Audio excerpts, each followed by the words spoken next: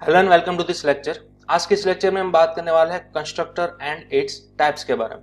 ठीक है, पिछले लेक्चर में हमने देखा था क्लास एंड ऑब्जेक्ट और उसकी मदद से हमने एक बड़ा ही सिंपल सा प्रोग्राम क्रिएट किया था। फॉर एग्जांपल एक क्लास बनाया था हमने स्टूडेंट। ठीक है, उसके अंदर हमने आईडी, नेम और एज को इनिशियलाइज किया था। ठीक है, हमने देखा था जावा के अंदर हम किस तरह से क्लास का ऑब्जेक्ट क्रिएट करेंगे और उसकी मदद से हम किस तरह से उसकी प्रॉपर्टीज को इनिशियलाइज कर सकते थे। राइट, तो इतना सब कुछ हमने पिछले लेक्चर्स के अंदर देख लिया था। तो चलिए आज हम अगले टॉपिक की तरफ बात करते हैं, कंस्ट्रक्टर। तो एक कंस्ट्रक्टर है क्या? तो सबसे पहले तो मैं यहाँ पर मल्टी लाइन कमेंट के अंदर कंस्ट्रक्टर की डेफिनेशन लिखूंगा। What is constructor? ठीक है, अब कंस्ट्रक्टर क्या है? तो क्या कोड ऑफ ब्लॉक है। ठीक है, a block of code that is reusable. ठीक है, अदरवाइज आप बोल सकते हो that is automatically invoked when class is instantiated। ठीक है, अब देखिए इसका मतलब क्या है।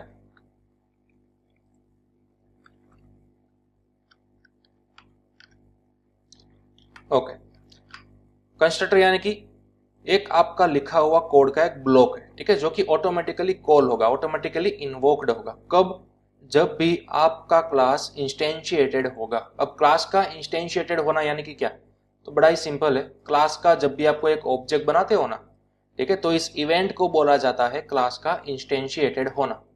ठीक है, एक क्लास का ऑब्जेक्ट बनाओ तो आप बोलोगे एक बार क्लास को इनिशियलाइज कर दिया। दूसरा ऑब्जेक्ट बनाते हो तो आप बोल सकते हो दूसरी बार क्लास को इनिशियलाइज कर दिया। ठीक है, तो मतलब कि बड़ा ही सिंपल है। जितने आप ऑब्जेक्ट बनाते हो, ठीक है, उस इवेंट को बोला जाता है क्लास का इंस्टेंशिएट होना। यानी कि जब भी आप क्लास का कोई ऑब्जेक्ट बनाओगे, कुछ प्री डिफाइंड कोड का एक ब्लॉक आपका ऑटोमेटिकली इन्वोक हो जाएगा, तो उस ब्लॉक को बोलते हैं कंस्ट्रक्टर। ठीक है, अब देखिए कंस्ट्रक्टर आप किस तरह से बना सकते हो, उसके कुछ रूल्स हैं। ठीक है, तो वो मैं पहले तो प्री डिफाइन कर देता हूं। कंस्ट्रक्टर बनाने के रूल्स क्या है?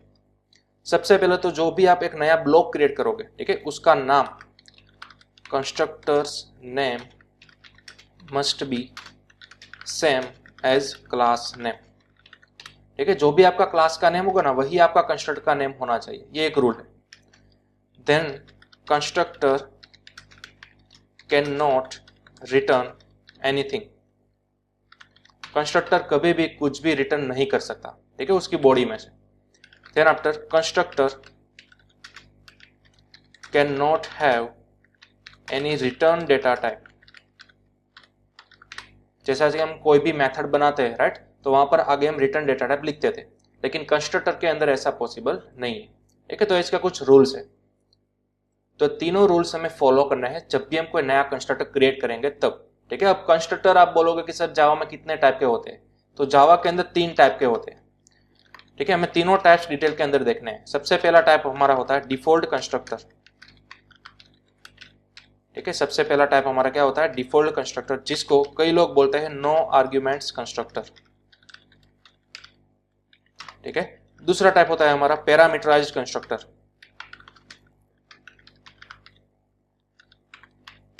एंड लास्ट हमारे पास होता है हमारा कॉपी कंस्ट्रक्टर। ठीक है, तीनों में डिफरेंस क्या है, किस तरह से बनाना है, वो सब कुछ हमें इसी सेशन के अंदर देखना है। देखिए सबसे पहले हम स्टार्ट करेंगे डिफॉल्ट कंस्ट्रक्टर से। और हाँ, ये तीनों के तीनों टाइप्स आप बना सकते हो, लेकिन रूल्स तीनों के अंदर एक कॉमन ही रहेंगे। ठीक है, तो चलिए सबसे पहले हम बात करेंगे डिफॉल्ट कंस्ट्रक्टर। अब देखिए कंस्ट्रक्टर यानी कि क्या? सबसे पहले तो एक हमें ब्लॉक बनाना है कोड का। ठीक है, तो देखिए ये जो हमने प्रीवियस सेशन के अंदर स्टूडेंट का क्लास बनाया था ना, उसी के अंदर मैं एक ब्लॉक बना रहा हूं कोडिंग का। ये देखिए मैंने एक ब्लॉक बना लिया। ठीक है, अब इसका नाम हमें क्या रखना है? तो देखिए कंस्ट्रक्टर का name must be same as class name रखना है। तो यानी कि हमारे क्लास का नाम क्या है? स्टूडेंट है ना। ठीक है, तो वही नेम हमें यहां पर रखना है। ये देखिए, ठीक है, तो ये हो गया हमारा कंस्ट्रक्टर। यहां पर आपको सिंपल पैरेंथेसिस अप्लाई कर देना है। ठीक है, तो ये आपका हो गया डिफॉल्ट कंस्ट्रक्टर। ठीक है, ये कोडिंग का ब्लॉक है, इसके अंदर आप जो भी चाहो वो कोड कर सकते हो। ठीक है, लेकिन इस ब्लॉक का नाम आपको क्या रखना था? जो कि आपका क्लास का नाम था वही रखना था। ठीक है, तो वो हमने रख दिया। चलिए अब यहां पर आप कुछ भी करवा सकते हो। सिंपल में फिलहाल डेमो के लिए system.out.println एक लाइन प्रिंट करवा रहा हूं। ठीक है, for example default constructor is इनवोक्ड। ठीक है, इस तरह से मैंने लाइन को क्या करवा दिया, कॉल करवा दिया। ठीक है, चलिए अब ये जो ब्लॉक हमने बनाया उसकी आप नोटिस करो कोई भी रिटर्न डेटा टाइप नहीं है। ठीक है, हमारा जो थर्ड रूल है ना, कंस्ट्रक्टर के पास कभी भी रिटर्न डेटा टाइप नहीं हो सकती।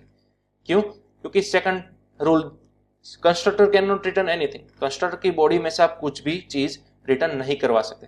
ठीक है, चलिए देखिए यहां पर मैं लास्ट में कोई भी लाइन यहां पर रिटर्न वाली नहीं लिख सकता। फॉर एग्जाम्पल मैं यहाँ पर कुछ भी इस तरह से रिटर्न नहीं करवा सकता क्योंकि ये कंस्ट्रक्टर का रूल्स के अगेंस्ट है। ठीक है, कंस्ट्रक्टर की बॉडी में से कोई भी चीज रिटर्न नहीं होगी। अगर रिटर्न हो जाती, ठीक है, तो हमें यहाँ पर रिटर्न डेटा टाइप लिखनी होती। फॉर एग्जाम्पल स्ट्रिंग, तो अभी हमारा कंस्ट्रक्टर नहीं हुआ, अभी हमारी मेथड हो गई। ठीक है, मेथड क्या है वो भी हम आगे जाकर सीखेंगे। ठीक है, लेकिन फिलहाल कंस्ट्रक्टर में से आपको कोई भी कभी भी रिटर्न करवाना नहीं। ठीक है, ये उसके रूल्स के अगेंस्ट है। ठीक है, कंस्ट्रक्टर को आप बड़ा ही सिंपल इसी तरह से बनाना है। हाँ, इसकी बॉडी के अंदर आप बड़ा ही कॉम्प्लेक्स लॉजिक बना सकते हो, इफ एल्स लूप्स कुछ भी करवा सकते हो। ठीक है, इसकी बॉडी के अंदर। चलिए अब बात आती है ये हमें कॉल किस तरह से करना है। और देखिए सबसे पहले तो हमें कंस्ट्रक्टर को कभी भी कॉल नहीं करना होगा, वो ऑटोमेटिक कॉल होगा। तो वही तो उसकी डेफिनेशन थी ना। ठीक है, वो ऑटोमेटिकली कॉल होगा। कब कॉल होगा? जब क्लास का आप ऑब्जेक्ट क्रिएट करोगे। ठीक है, तो हमने ऑलरेडी दो ऑब्जेक्ट क्रिएट करके रखे हैं, देखिए S1 और S2। ठीक है, जैसा कि हमने सेम प्रीवियस सेशन में देखा था। हाँ, नीचे आप देखिए S1 की मदद से S2 की मदद से मैंने कुछ प्रॉपर्टी सेट करवाई थी और हमने उसको प्रिंट भी करवाया था। ठीक है, तो वो चीज तो प्रिंट हो गई होगी, साथ ही साथ अब ये चीज भी प्रिंट होगी। ठीक है, ये ब्लॉक भी ऑटोमेटिक कॉल होगा। तो देखिए मैंने इस फाइल को सबसे पहले सेव किया और यहाँ पर टर्मिनल में से मैं उसको कराऊंगा सबसे पहले कंपाइल। ठीक है, oops.java। चलिए कंपाइल होना जाने के बाद अब हम उसको कराएंगे रन जावा oops। तो अब देखिए यहाँ पर सबसे पहले डिफॉल्ट कंस्ट्रक्टर इज इन्वोक्ड, 2 बार आपका कॉल हो चुका है। ठीक है, नीचे तो फिर आपका जो प्रिंट कराया हुआ डेटा था वो तो आ ही रहा है, लेकिन सबसे पहले क्या आया, डिफॉल्ट कंस्ट्रक्टर कॉल हो गया। कितनी बार? 2 बार। क्यों? क्योंकि आपने 2 ऑब्जेक्ट्स बनाकर रखे थे, इसलिए। समझ रहे हो, आपने 2 ऑब्जेक्ट बनाकर रखे थे। ठीक है, तो ये है आपके कंस्ट्रक्टर का मीनिंग। कंस्ट्रक्टर यानी कि क्लास के अंदर बना हुआ एक बॉडी ब्लॉक जो कि ऑटोमेटिक इन्वोक हो जाएगा। कब? जब आप ऑब्जेक्ट बनाओगे तब। ठीक है, अब सपोज मैं इन दोनों लाइन को कमेंट कर दूंगा। देखिए अब मैं इसको प्रिंट ही नहीं करवा रहा। ठीक है, मैंने सिर्फ डेटा को सेट किया है। हाँ, वो प्रिंट नहीं होगा, लेकिन मैं आपको क्या दिखाना चाहता हूं, हमने सिर्फ और सिर्फ ऑब्जेक्ट बनाया, राइट। तो जैसा ही ऑब्जेक्ट बनाओगे ना, वो डायरेक्टली इस ब्लॉक को कॉल कर देगा। ठीक है, देखिए अगर मैं यहाँ पर फाइल को करूंगा कंपाइल एंड देन आफ्टर उसको करूंगा रन, तो अब देखिए हमें 2 बार डिफॉल्ट कंस्ट्रक्टर कॉल होने को देखने को मिल गया। ठीक है, तो ये बड़ा ही सिंपल कंसेप्ट है डिफॉल्ट कंस्ट्रक्टर। ठीक है, कई सारे लैंग्वेजेस के अंदर ये फीचर्स आता है। अब आप कहोगे कि सर डिफॉल्ट कंस्ट्रक्टर को हम किस वजह से यूज करेंगे। ठीक है, तो डिफॉल्ट कंस्ट्रक्टर को आप ये जो हमारी क्लास की प्रॉपर्टी है ना, उसको सेट करने के लिए भी यूज में ले सकते हो। ठीक है, फिलहाल हम उस प्रॉपर्टीज को सेट किस तरह से करवाते थे, नीचे मेन के अंदर देखिए S1 और S2 की मदद से तीनों प्रॉपर्टी को सेपरेटली इस तरह से एक्सेस करते थे और तीनों की वैल्यू हर बार इस तरह से डालते थे, राइट। तो इस तरह से तो आप डाल ही सकोगे, लेकिन ये चीज अगर मैं यहां से मिटा दूं तो भी आप उसको यहां पर कंस्ट्रक्टर के अंदर तो करवा ही सकोगे। ठीक है, देखिए किस तरह से। जैसे ही मैंने S1 ऑब्जेक्ट क्रिएट किया, ठीक है, तो अब हमें मालूम चल गया कि ये ब्लॉक तो रन होने ही वाला है। ठीक है, तो आप यहां पर ही डायरेक्ट इन तीनों को क्या करवा सकते हो, सेट करवा सकते हो। For example ID is equal to 1। ठीक है, नेम इज इक्वल टू कोई भी एक नाम, for example Rahul. Age is equal to for example 20। ठीक है, तो तीनों की प्रॉपर्टी मैंने सेट करवा दी, देखिए। ठीक है, मतलब कि जब भी अब S1 आप क्रिएट करोगे ये तीनों की प्रॉपर्टी क्या हो जाएगी, सेट हो जाएगी। और अब आप इन तीनों को इसी ब्लॉक के अंदर क्या करवा सकोगे, प्रिंट भी करवा सकोगे। ठीक है, तो system.out.println, अब मैं इन तीनों को क्या करवा दूंगा, प्रिंट करवा दूंगा। फॉर एग्जाम्पल ID फिर space and then after name again space and at the last age. ठीक है, तो अब देखिए क्या होगा, जैसे ही मैंने सेव किया, अब यहाँ पर कंपाइल किया एंड देन अब मैं फाइल को करूंगा रन, तो अब देखिए 1 राहुल 20 हमें सक्सेसफुल देखने को मिल गया। लेकिन आप नोटिस करो दूसरा रिकॉर्ड भी हमें सेम देखने को मिला। क्यों? क्योंकि देखिए हमने 2 ऑब्जेक्ट बनाए थे, राइट, S1 और S2, तो दोनों सेम ही डिफॉल्ट कंस्ट्रक्टर को कॉल करेंगे। ठीक है, S1 ने भी इसी कंस्ट्रक्टर को कॉल किया तो S1 की आईडी नेम एज 1 राहुल और 20 से सेट हो गई, प्रिंट भी हो गई। अब बारी आती है S2 की, तो S2 ने भी इसी ब्लॉक को कॉल करना था, राइट। तो उसकी आईडी नेम और एज भी 1 राहुल और 20 के बराबर सेट हो गई और प्रिंट भी हो गई, ठीक है। तो उसमें इसकी कोई गलती नहीं है। डिफॉल्ट कंस्ट्रक्टर का बिहेवियर ही कैसा है कि आप नीचे जितने चाहो अपने मर्जी के मुताबिक ऑब्जेक्ट्स क्रिएट कर सकोगे, लेकिन सभी ऑब्जेक्ट के बीच में ये जो कंस्ट्रक्टर है वो क्या रहेगा, कॉमन रहेगा। यानी कि आप एक क्लास के अंदर एक ही डिफॉल्ट कंस्ट्रक्टर बना सकोगे, दैट्स ऑल। आप मल्टीपल डिफॉल्ट कंस्ट्रक्टर नहीं बना सकते, ठीक है। तो इस तरह से आप कोई भी ऑब्जेक्ट की प्रॉपर्टी सेट करवा सकोगे, ठीक है। तो अब हमें नीचे ये प्रिंट करने की जरूरत भी नहीं है। अब देखिए मेन के अंदर हमने कुछ भी नहीं किया, सिंपल 2 ऑब्जेक्ट क्रिएट किए, ठीक है। उन दोनों ऑब्जेक्ट ने क्या किया, एक कॉमन डिफॉल्ट कंस्ट्रक्टर को कॉल कर दिया ऑटोमेटिक। हमने तो मेन में सिर्फ कुछ कॉल भी नहीं किया, only and only objects he create किए, ठीक है। तो ये बेनिफिट है आपका डिफॉल्ट कंस्ट्रक्टर का। हाँ, एक थोड़ा सा हमें बात हिचक रही है, राइट, कि दोनों ऑब्जेक्ट जो है वो सेम ही कंस्ट्रक्टर को क्या कर रहे हैं, कॉल कर रहे हैं, तो दोनों का डेटा भी क्या आएगा, सेम ही आएगा, ठीक है।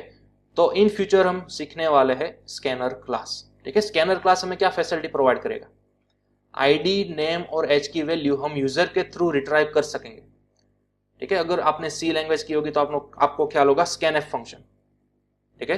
अगर आपने C++ किया हुआ तो आपको ख्याल होगा सी इन ऑब्जेक्ट। तो उसी तरह से जावा के अंदर यूजर के थ्रू इनपुट लेने के लिए हमें क्लास पढ़ना होगा, स्कैनर क्लास, ठीक है। तो इन फ्यूचर हम वो भी पढ़ेंगे और सीखेंगे डिफॉल्ट कंस्ट्रक्टर के मदद से या फिर सिंपली स्कैनर क्लास की मदद से यूजर के थ्रू इनपुट किस तरह से लिया जाता है, ठीक है। तो तब क्या होगा, तब आप जितने चाहो उतने ऑब्जेक्ट बना लो, भले ही सेम ही आपका कंस्ट्रक्टर कॉल हुआ होता हो, लेकिन यहाँ पर आपने यूजर के थ्रू क्या लिया होगा, इनपुट लिया हुआ होगा, ठीक है। तो हर बार अलग अलग ही वैल्यू आएगी, ठीक है। फिलहाल हमें देखने को मिल रही है दोनों के अंदर सेम वैल्यू, ठीक है।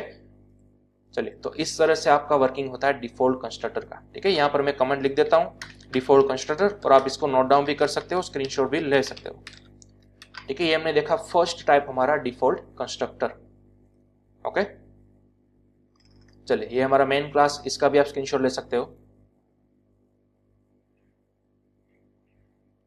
ओके। चलिए, नाउ अब सेकंड चीज, दूसरा टाइप है हमारा पैरामीटराइज्ड कंस्ट्रक्टर, ठीक है। पैरामीटराइज्ड कंस्ट्रक्टर यानी कि क्या, नाम पर से ही पता चल रहा है, एक ऐसा कंस्ट्रक्टर जो कि पैरामीटर को रिट्राइव करता हुआ होगा, ठीक है। यहां पर हमने जो डिफॉल्ट कंस्ट्रक्टर यूज किया ना, उसका दूसरा नाम क्या था, नो आर्ग्यूमेंट्स कंस्ट्रक्टर। यानी कि यहां पर आप देख सकते हो पैरेंथेसिस के अंदर हमें कोई आर्ग्यूमेंट्स या भी कोई पैरामीटर्स हमने पास नहीं किए, लेकिन जब आप बात करोगे पैरामीटराइज्ड कंस्ट्रक्टर की, तब आपको यहां पर पैरामीटर पास करने होंगे, ठीक है। तो चले, इसी को मैं कन्वर्ट करूंगा पैरामीटराइज्ड के अंदर, किस तरह से, ठीक है। तो हमने अभी भी देखा हमने अभी भी देखा डिफॉल्ट कंस्ट्रक्टर, ठीक है। तो डिफॉल्ट कंस्ट्रक्टर के अंदर क्या था, नीचे से आप जितने भी ऑब्जेक्ट बनाते थे, लेकिन यहाँ पर प्रॉपर्टी तो सेम ही अचीव होती थी ना, S1 के अंदर और S2 के अंदर, ठीक है। यहाँ पर हमने रिजल्ट भी देख लिया, दोनों के अंदर सिर्फ और सिर्फ राहुल का ही डेटा आया सेम टू सेम, लेकिन हमें तो ऑफिशियली अलग अलग डेटा चाहिए, राइट। तो हम क्या करवा सकते हैं, नीचे से जब भी हम ऑब्जेक्ट क्रिएट करेंगे ना, तब ऑब्जेक्ट बनाने के साथ साथ हम नया डेटा भी पास आउट कर सकते हैं एज अ आर्ग्यूमेंट। देखिए, सपोज मैंने S1 ऑब्जेक्ट क्रिएट किया, अब S1 की मुझे 3 चीज देनी थी, ठीक है। आईडी देनी थी, नेम भी देना था और एज भी देना था। तो इन तीनों का डेटा मैं ऑब्जेक्ट बनाते वक्त यहां पर पैरेंथेसिस के अंदर ही दे सकता हूं। सपोज S1 की आईडी होगी 1, नेम होगा मेहुल और उसकी एज होगी 21।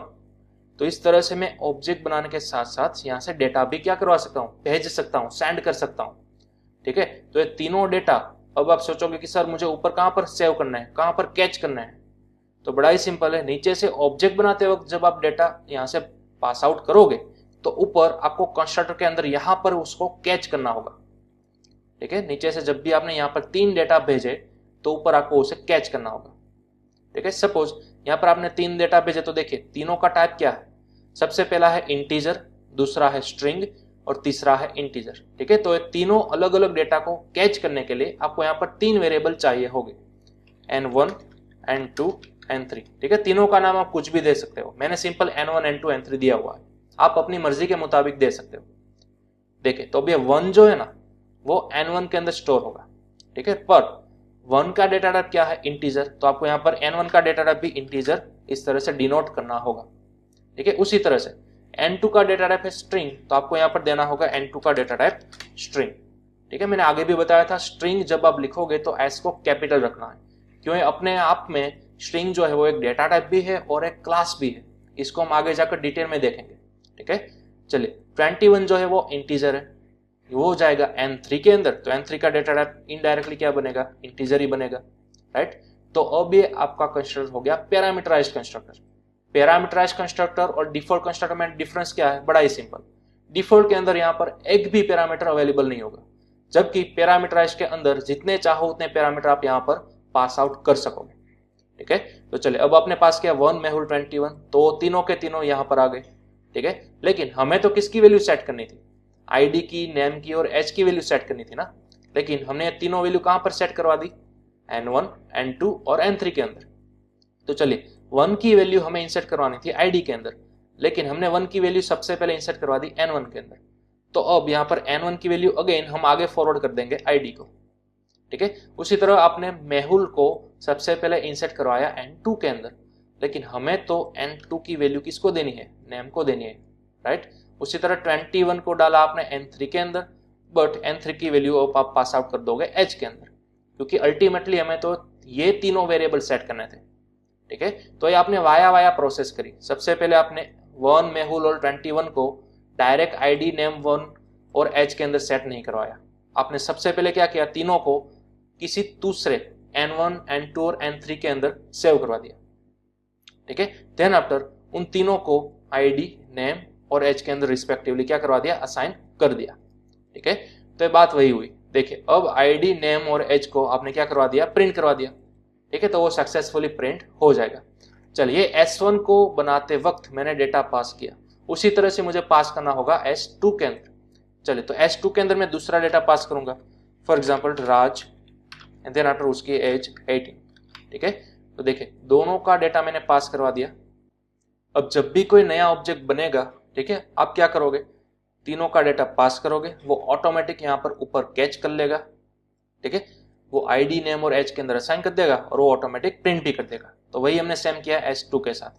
अब आप इतने जितने भी चाहो उतने ऑब्जेक्ट्स यहाँ पर क्रिएट कर सकते हो। ठीक है, चलिए अब मैंने सेव किया, अगेन टर्मिनल के अंदर मैंने सबसे पहले इसको कंपाइल किया, कंपाइल करने के बाद उसको किया रन।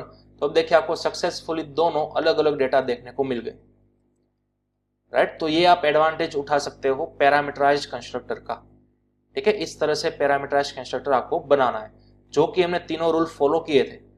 ठीक है, वही तीनों रूल यहाँ पर भी अप्लाई करने हैं। ठीक है, same name as class name, जो भी क्लास आपने बनाया है उसी क्लास का आपको कंस्ट्रक्टर बनाना होगा। ठीक है, कोई भी चीज आप यहाँ से रिटर्न नहीं करवा सकते और ना ही आप यहाँ पर रिटर्न डेटा टाइप लिख सकोगे। तो ये तीनों रूल आपको ध्यान में रखने हैं। ठीक है, चलिए इसका आप स्क्रीनशॉट ले लो। ये था आपका पैरामीटराइज्ड कंस्ट्रक्टर, किस तरह से यहाँ पर ऊपर कैच करवाना है और नीचे से किस तरह से आपको वैल्यू भेजनी है। ठीक है, हाँ ये मैंने ऑब्जेक्ट दूसरी तरह से बनाया था। ठीक है, प्रीवियस सेशन के अंदर ही, तो वही वाला मैंने रखा है। चलिए आप चाहो तो इस तरह से भी बना सकते हो। ठीक है, दोनों सेम टू सेम। ओके, चलिए अब एक बात बताइए मुझे, क्या हो अगर मैं कोई सिंपल ऑब्जेक्ट क्रिएट करूंगा, यानी कि default object without any data, तो क्या होगा? चलिए गेस कीजिए अब क्या होगा। अब तो यहाँ पर डेटा है ही नहीं, तो अब क्या हो सकता है? क्या एरर आएगी या फिर सिर्फ मुझे यही दोनों डेटा मिलेंगे? क्या होगा? चलिए सेव किया मैंने फाइल को, कंपाइल किया। तो अब देखिए जैसे ही कंपाइल किया, यहाँ पर मुझे लास्ट लाइन में देखने को मिला 1 एरर। ठीक है, एक एरर देखने को मिली। कहां पर? देखिए यहाँ पर आपको कैरेट करके बताया S3 का जब भी आप नया ऑब्जेक्ट क्रिएट करते हो तब। ठीक है, तो ये क्यों हुआ? देखिए अब तक क्या होता था, जब भी आप कोई नया ऑब्जेक्ट क्रिएट करते थे ना इस तरह, ठीक है, आप इसको भूल जाइए, पैरामीटराइज्ड वाले ऑब्जेक्ट को भूल जाइए, यहाँ पर फोकस कीजिए। अब तक जितने भी हमने सेशन बनाए, ठीक है, उसके अंदर जितने भी क्लास के हमने ऑब्जेक्ट क्रिएट किए, तो इस तरह से ही तो कॉल करते थे हम। ठीक है, इस तरह से ही तो बनाते थे। लेकिन बिहाइंड द सीन जब भी आप कुछ इस तरह का सिंपल ऑब्जेक्ट बनाते थे, तो वो क्या करता था, आपके क्लास के अंदर मौजूद डिफॉल्ट कंस्ट्रक्टर को कॉल करता था। ठीक है, इसलिए कोई भी एरर नहीं आती थी। लेकिन आप कहोगे कि सर हमने तो डिफॉल्ट कंस्ट्रक्टर का नाम अब तक सुना ही नहीं था, वो तो आज हमने देखा ना। तो प्रीवियस सेशन में जो हमने इस तरह से ऑब्जेक्ट बनाए थे वो किसको कॉल करता था? वो अगेन वो डिफॉल्ट को ही कॉल करता था, वो डिफॉल्ट कंस्ट्रक्टर को ही कॉल करता था। यहां पर आपके लिए आपका जो कंपाइलर होता है ना, वो ऑटोमेटिक डिफॉल्ट कंस्ट्रक्टर बना देता था, लेकिन हमें मालूम नहीं होता था। ठीक है, इस तरह से एम्प्टी डिफॉल्ट कंस्ट्रक्टर आपका कंपाइलर आपके लिए बना देता था। ये हो गया आपका डिफॉल्ट कंस्ट्रक्टर। पिछले जितने भी हमने सेशन किए उसके अंदर हमने डिफॉल्ट कंस्ट्रक्टर नहीं लिखा था, क्योंकि हमें मालूम नहीं था। ठीक है, तो अगर आप ये लिखते ही नहीं हो ना, तो आपका कंपाइलर आपके लिए ऑटोमेटिक बना देता था, इसलिए आपका प्रोग्राम रन होता था। लेकिन अब क्यों एरर आई, अब क्यों आपका कंपाइलर नहीं बना पा रहा? क्योंकि आपके क्लास के अंदर ऑलरेडी पैरामीटराइज्ड कंस्ट्रक्टर अवेलेबल है, इसलिए। तो ध्यान दीजिएगा, ये एक आईएमपी सिनारियो है। ठीक है, जब भी आप अपने क्लास के अंदर पैरामीटराइज्ड कंस्ट्रक्टर क्रिएट करोगे मैन्युअली इस तरह से, तब आपके लिए आपका कंपाइलर डिफॉल्ट कंस्ट्रक्टर ऑटोमेटिक नहीं बनाएगा, वो आपको खुद से बनाना होगा। ठीक है, अगर आप इस तरह से नहीं बनाओगे और इस तरह से सिंपल ऑब्जेक्ट क्रिएट करना चाहोगे, तो आपको यहां पर इस तरह की एरर आएगी। ठीक है, तो जब भी ध्यान रखना, जब भी पैरामीटराइज्ड कंस्ट्रक्टर आपके क्लास में अवेलेबल हो, तब आपको मैन्युअली डिफॉल्ट कंस्ट्रक्टर एम्प्टी बना देना है। ठीक है, फिर चाहे आप यहां पर एम्प्टी बनाओ या फिर कोई भी लाइन लिखो, डजंट मैटर। लेकिन मेन के अंदर इस तरह से सिंपल ऑब्जेक्ट को वर्क कराने के लिए आपको ऊपर डिफॉल्ट कंस्ट्रक्टर चाहिए ही चाहिए। ठीक है, तो ये उसका सिंपल लॉजिक था। अब देखिए, अब मैं इन दोनों को अगेन अनकमेंट करूंगा। सेव किया मैंने फाइल को, अगेन कंपाइल किया, तो अब देखिए आपको कोई भी एरर देखने को नहीं मिली। ठीक है, और मैं अब रन करूंगा तो देखिए दोनों पैरामीटर्स वाला यानी कि मेहुल और राज का डेटा में मिल गया। ठीक है, लेकिन S3 के अंदर कोई भी इफेक्ट नहीं आई। क्यों? क्योंकि यहां पर हमने कोई भी डेटा पास नहीं किया, तो वो डिफॉल्ट कंस्ट्रक्टर को कॉल करेगा। अब यहां पर तो हमने कुछ किया ही नहीं। ठीक है, इसलिए हमें एम्प्टी मिला। तो एक आईएमपी सिनेरियो, इसको खास ध्यान रखेगा। ठीक है, जब भी आप क्लास के अंदर दोनों टाइप के ऑब्जेक्ट बनाना चाहोगे, पैरामीटराइज्ड वाला ऑब्जेक्ट और यहाँ पर सिंपल ऑब्जेक्ट, तब आपके क्लास के अंदर पैरामीटराइज्ड कंस्ट्रक्टर तो होना ही चाहिए, लेकिन साथ ही साथ मोस्ट आईएमपी डिफॉल्ट कंस्ट्रक्टर को भी आपको मैन्युअली बनाना होगा। ठीक है, तो ही आपका प्रोग्राम वर्क करेगा, अदरवाइज नहीं करेगा। ओके, तो ये भी एक सिनेरियो खास ध्यान में रख लेना। ओके, चलिए इसका भी आप स्क्रीनशॉट ले लो, डिफॉल्ट और पैरामीटराइज्ड एक साथ। ठीक है, ये आपको कब बनाना है? जब भी आपके मेन के अंदर इस तरह का सिनेरियो हो, यानी कि पैरामीटराइज्ड ऑब्जेक्ट के साथ आपने डिफॉल्ट कंस्ट्रक्टर भी साथ ही साथ क्रिएट किया हुआ होगा तब। ओके, चलिए, तो ये हो गया हमारा दोनों का डिफरेंस, डिफॉल्ट और पैरामीटराइज्ड कंस्ट्रक्टर। चलिए, अब लास्ट में देखना है कॉपी कंस्ट्रक्टर। ठीक है, कॉपी कंस्ट्रक्टर किस लिए आप क्रिएट करोगे और क्यों हमें क्रिएट करना चाहिए। ओके, तो चलिए सबसे पहले तो मैं यहाँ पर डिफॉल्ट कंस्ट्रक्टर को मिटा दूंगा। अब हमें डिफॉल्ट ऑब्जेक्ट की भी कोई जरूरत नहीं है। चलिए, अब मैं यहाँ पर एक चीज लिखूंगा, देखिए स्टूडेंट S3। सपोज मेरे पास एक नया स्टूडेंट आया, ठीक है, S3। अब उसका डेटा सेम टू सेम ये जो फर्स्ट वाला डेटा था ना, मेहुल वाला, उसी के जैसा ही है। यानी कि समहाउ उसकी आईडी भी 1 है, उसका नेम भी मेहुल है और उसकी एज भी 21 है। ठीक है, तो अब तक हम क्या करते थे, अगेन इस तरह से करते थे कि भाई new student 1 Mehul and then after 21। ठीक है, इस तरह से हम करते थे।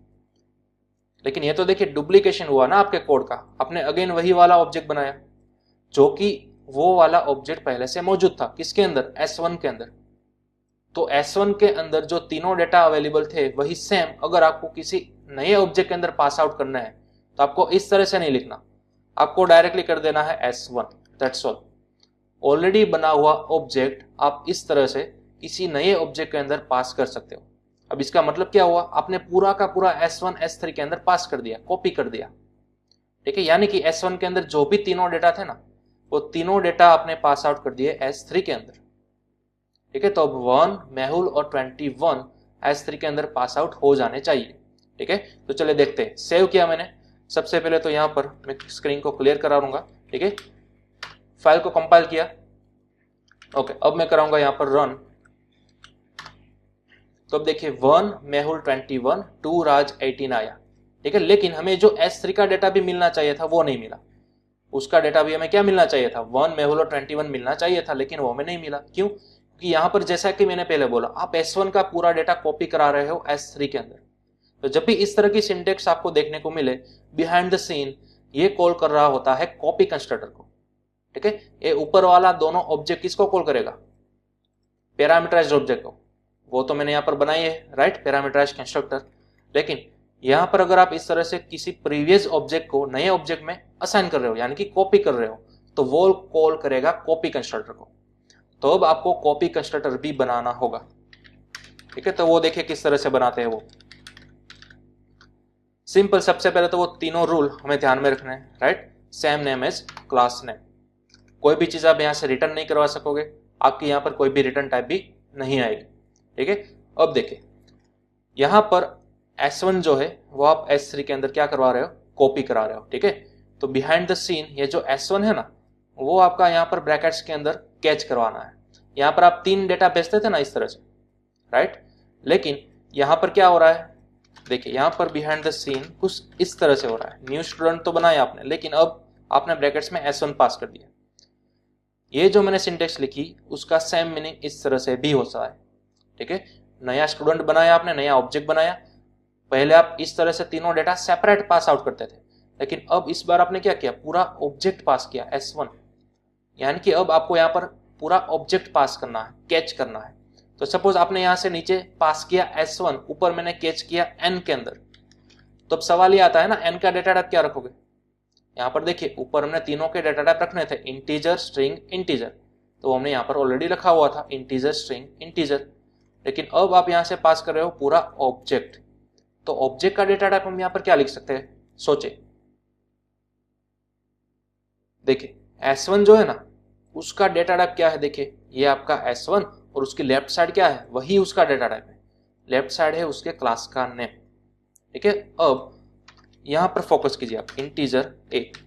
तो देखिए ए हमारा वेरिएबल था, ठीक है, और वेरिएबल का डेटा टाइप था इंटीजर, यानी कि उसके लेफ्ट साइड वाला। तो यहां पर भी उसी तरह का सिनेरियो है। S1 हमारा ऑब्जेक्ट है और उस ऑब्जेक्ट का डेटा टाइप है उसके लेफ्ट साइड वाला, यानी कि स्टूडेंट, ठीक है। तो इसलिए जब भी हम यहाँ पर कोई ऑब्जेक्ट पास करेंगे तो ऊपर उसका डेटा टाइप क्या आएगा, स्टूडेंट खुद, ठीक है। स्टूडेंट खुद उसका डेटा टाइप बनेगा। S1 का डेटा टाइप था उसका क्लास का नेम, तो पूरा S1 पास किया, यानी कि आपने स्टूडेंट वाला डेटा पास किया, तो ऊपर स्टूडेंट वाला डेटा ही आपको कैच करना है, ठीक है। तो अब S1 का डेटा किसके अंदर आ गया, N के अंदर आ गया। तो देखिए S1 का डेटा कितना था, यहाँ पर देख सकते हो S1 का डेटा 3 था, ID, नेम और H। तो अब वो तीनों डेटा N के अंदर आ गए। तो N की मदद से आप ID को भी कॉल कर सकते हो, N की मदद से आप नेम को भी कॉल कर सकते हो, और N की मदद से आप H को भी कॉल कर सकोगे, ठीक है। अगेन मैं रिपीट करूंगा, ये जो आपने S1 पास किया, मतलब कि इनडायरेक्टली ये तीनों डेटा ही पास किए, लेकिन किसके अंदर, S1 के अंदर, ठीक है। तो S1 पास कर दिया, N बन गया अब। तो N1 के मदद से आप ID कॉल करोगे तो क्या आएगा, 1 आएगा। N1 की मदद से आप नेम पास करोगे तो क्या आएगा, मेहुल आएगा। उसी तरह N की मदद से अगर आप H को कॉल करोगे तो क्या आएगा, 21 आएगा। तो तीनों के तीनों डेटा हमने यहाँ पर एक्सेस कर लिए, लेकिन हमें तो कहाँ पर पुटअप करना है, ये 3 हमारे वेरिएबल है उसके अंदर, राइट। तो मैं यहाँ पर सिंपल बोल देना है ID is equal to n dot ID, name is equal to n dot name, और H is equal to n dot H, ठीक है। देन आफ्टर हमें सिंपल प्रिंट करा देना है तीनों डेटा को इस तरह से, ठीक है। तो चलिए अब मैंने सेव किया, देन अब यहाँ पर फाइल के अंदर आते ही टर्मिनल के अंदर सबसे पहले क्लियर, देन आफ्टर फाइल को किया कंपाइल, एंड लास्ट फाइल को किया रन। तो अब देख सकते हो आपको 1 मेहुल 21 आ गया, 2 राज 18 भी आ गया, ठीक है। लेकिन आपका डेटा जो है वो आपको प्रिंट होने को अब भी नहीं मिला, ठीक है। तो चलिए अब ये जो हमने कंसेप्ट किया ना, उसको मैं अगेन ये वाली लाइन से रिपीट करूंगा, student S3 is equal to new student, लेकिन अब ब्रैकेट्स के अंदर में क्या पास करना है, S1, ठीक है। इसी लाइन को मैंने अगेन यहाँ पर इस तरह से लिया। तो अब देखते हैं क्या हमारा प्रोग्राम रन होता है या नहीं, ठीक है। चलिए अब मैंने सेव किया, अगेन यहाँ पर मैंने किया कंपाइल, देन आफ्टर रन, ठीक है। तो अब आप देख सकते हो अब आपका डेटा जो है वो परफेक्टली प्रिंट होकर आ गया, देखिए थर्ड वाला 1 मेहुल 21, ठीक है। तो इस तरह से हमने देखा। तो ये वाली लाइन नहीं चली, देखिए अगेन मैं आपको प्रूव करूंगा। चलिए अगेन मैंने प्रीवियस वाली लाइन ले ली, ठीक है। चलिए मैंने सेव किया, अगेन यहाँ पर कंपाइल एंड रन। तो देखिए ये वाली लाइन यहाँ पर आपको एक्सेस नहीं कराती, ठीक है। ये वाली लाइन माइट भी आपने C++ में से रेफर की होगी, ठीक है। C++ में आप इस तरह से कॉपी कंस्ट्रक्टर को बनाते थे, लेकिन जावा के अंदर कंपलसरी आपको इक्वल टू करके डायरेक्टली ऑब्जेक्ट का नाम पास नहीं करना, बल्कि आपको इस तरह से न्यू ऑब्जेक्ट बनाना है, ठीक है, न्यू कीवर्ड की मदद से, ठीक है। जो बिहाइंड द सीन होता था उसी को आपको इस तरह से असल रूप में लिखना होगा, ठीक है। चलिए अब ये जो पुरानी वाली लाइन है वो मैं मिटा दी, ठीक है। इस तरह से आपने कॉपी कंस्ट्रक्टर को कॉल किया। चलिए लास्ट बार मैं यहाँ पर कर रहा हूँ कंपाइल एंड देन आफ्टर उसको रन, तो देख सकते हो आपका डेटा सक्सेसफुली आपको प्रिंट होकर मिल गया, ठीक है। तो इस तरह से भी आप क्या करवा सकते हो, कॉपी कंस्ट्रक्टर का यूज करके ऑलरेडी बना हुआ डेटा किसी नए वेरिएबल के अंदर या फिर नए ऑब्जेक्ट के अंदर पास आउट करवा सकोगे, ठीक है। चलिए तो इसलिए आप इसको कर लो सेव। यहाँ पर आपके पास दो है, पैरामीटराइज कंस्ट्रक्टर और साथ ही साथ कॉपी कंस्ट्रक्टर, ठीक है। चलिए और किस तरह से हमने एक्सेस किया वो भी आप यहाँ से देख सकते हो। ओके तो चलिए अब हम देखते हैं विथआउट कंस्ट्रक्टर यानी कि विथआउट कॉपी कंस्ट्रक्टर आप सिंपली किस तरह से नए ऑब्जेक्ट में पुराने बने हुए ऑब्जेक्ट का डेटा पास आउट कर सकोगे। तो फॉर एग्जांपल मैं यहाँ पर स्टूडेंट S4 नया क्रिएट करूंगा, न्यू स्टूडेंट, ठीक है। मैंने इस तरह से बनाया, देखिए डिफॉल्ट। तो जैसे आप डिफॉल्ट ऑब्जेक्ट क्रिएट करोगे, हमने अभी अभी रूल को पता लगाया है कि आपके पास डिफॉल्ट कंस्ट्रक्टर बना हुआ होना चाहिए। तो इस तरह से मैंने डिफॉल्ट कंस्ट्रक्टर क्या कर दिया, सबसे पहले तो डिफाइन कर दिया, ठीक है। अब मैंने क्या करूंगा, ये जो S4 जो ऑब्जेक्ट है उसके अंदर मुझे समहाउ S2 के अंदर बनाया हुआ डेटा चाहिए था, ठीक है, लेकिन without use of copy constructor. तो आप किस तरह से करोगे, with use of copy constructor अगर आपको बोला जाए तो फिर आप यहाँ पर सिंपल इस तरह से पास आउट कर सकते थे, राइट, जैसा कि हमने अभी अभी S1 के साथ किया। लेकिन अब आपको कॉपी कंस्ट्रक्टर का यूज किए बिना S2 का पूरा डेटा S4 के अंदर कॉपी करना है, ठीक है। तो वो भी आप कर सकोगे, देखिए किस तरह से। S4 की जो आईडी है उसके अंदर आपको किसकी आईडी चाहिए, S2 की आईडी चाहिए ना, ठीक है। तो आप यहाँ पर बड़ी आसानी से इस तरह से बता सकोगे S2 की आईडी अब मुझे कॉपी करवानी है S4 की आईडी के अंदर। उसी तरह से S4 के नेम के अंदर मुझे कॉपी करवाना था S2 के नेम को, एंड लास्ट S4 के एज के अंदर मुझे कॉपी करवाना है H2 के एज को। हो गया। तो बस इस तरह से भी आप वन बाय वन प्रॉपर्टी को एक्सेस करवा के किसी पुरानी प्रॉपर्टीज को किसी नए ऑब्जेक्ट की प्रॉपर्टीज के अंदर ट्रांसफर कर सकोगे, ठीक है। तो इस तरह से आपने क्या करवा लिया, S2 को S4 के अंदर ट्रांसफर करवा लिया, ठीक है। अब आप इन तीनों को क्या करवा दो, प्रिंट करवा दो, system dot out dot print ln and then after अब आप प्रिंट करवा सकते हो S4 की आईडी, S4 का नेम और S4 की एज, ठीक है।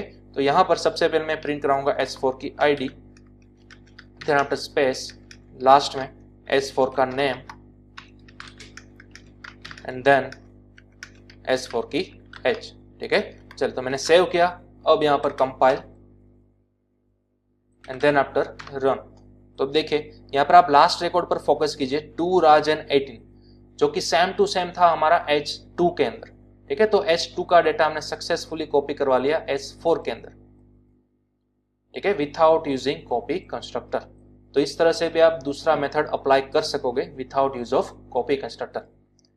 लेकिन हम सभी को मालूम है इस तरह से अगर आप करने चाहोगे, ठीक है, तो आपका कोडिंग बहुत ही लेंथी हो जाएगा, राइट। क्योंकि सपोज हमारे पास तो अभी 3 ही प्रॉपर्टी है, इन फ्यूचर आपके पास यहाँ पर 15-20 प्रॉपर्टी हो सकेगी, ठीक है। तो क्या आप वन बाय वन उसको एक्सेस करोगे, क्या वन बाय वन उसको इस तरह से नए ऑब्जेक्ट के अंदर इंसर्ट कराओगे, नहीं, वो तो बड़ा ही लेंथी प्रोसेस हो जाएगा ना, ठीक है। तो इसी तरह से हमें यूज में लेना होता है कॉपी कंस्ट्रक्टर, क्योंकि हमें तीनों प्रॉपर्टी को सेपरेटली एक्सेस नहीं करना पड़ता, आपको डायरेक्टली जो भी ऑब्जेक्ट का डेटा पास करवाना है उस ऑब्जेक्ट को यहाँ पर क्या करवाना होता है, पास आउट करना होता है, that's all. Then after copy constructor आपका काम कर देगा, ठीक है। तो इसलिए इन फ्यूचर कॉपी कंस्ट्रक्टर आपके बहुत ही काम के आएगा। लेकिन कब, जब आपका सभी डेटा सेम टू सेम किसी नए स्टूडेंट के लिए आएगा तभी, अदरवाइज कॉपी कंस्ट्रक्टर कुछ भी काम का नहीं है, ठीक है। तो चलिए इस वाली मेथड को भी आप स्क्रीनशॉट ले लो, ठीक है। तो ये हमने आज के सेशन के अंदर देखा कंस्ट्रक्टर के तीनों टाइप्स, ठीक है, किस तरह से बनाना है और किस तरह से उसको इंप्लीमेंट करना है, ठीक है। चलिए अब नेक्स्ट सेशन के अंदर हम देखेंगे एरे और उसके टाइप्स एंड साथ ही साथ स्कैनर क्लास। लेकिन तब तक आपको तीनों टाइप्स के कंस्ट्रक्टर्स कंप्लीटली प्रैक्टिस कर लेने हैं, ठीक है। प्रीवियस सेशन के अंदर आपको मालूम होगा मैंने प्रोग्राम्स आपको दिए थे, राइट, स्टूडेंट्स और एम्प्लॉयज वाला, लेकिन सिंपल क्लास और ऑब्जेक्ट की मदद से मैंने आपको बनाकर लाने को बोला था। लेकिन अब आपको ये दोनों प्रोग्राम तीनों कंस्ट्रक्टर की मदद से बनाकर लाना है, स्टूडेंट वाला भी प्रोग्राम और साथ ही साथ एम्प्लॉय वाला भी प्रोग्राम, ठीक है। दोनों प्रोग्राम्स के अंदर आपको तीनों कंस्ट्रक्टर का समहाउ किसी ना किसी तरह से यूज इंप्लीमेंट करना है, ओके। तो चले, ये था आपका होमवर्क और अब हम मिलेंगे नेक्स्ट सेशन के अंदर।